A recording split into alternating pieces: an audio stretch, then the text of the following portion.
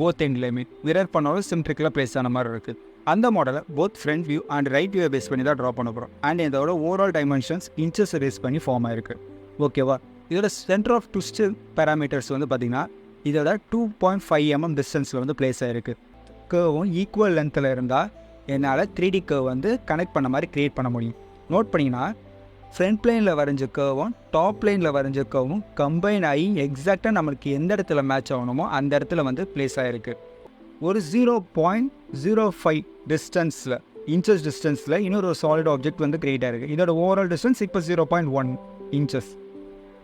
சிமெட்ரிக்கலாக equal டிஸ்டன்ஸில் வந்து create ஆகிருக்கு. இந்த ஆப்ஜெக்ட் தான் எக்ஸாக்டாக நம்மளுக்கு வந்து தேவை. ஏன்னா நார்மலாக வந்து நம்ம மிரர் பண்ண இந்த மாதிரி ஒரு ஆப்ஜெக்டை வந்து க்ரியேட் பண்ண முடியாது. அதுக்கு தான் வந்து ஹாய், உங்களுக்கு வந்து ஃபுல் சாலிட்வொர்க்ஸ் கோர்ஸ் வந்து தமிழ்லேயே லேர்ன் பண்ணுமா? எங்கள் வெப்சைட்டான www.kaliru.in வெப்சைட்டில் ஃபுல் அண்ட் ஃபுல் தமிழ்லேயே வந்து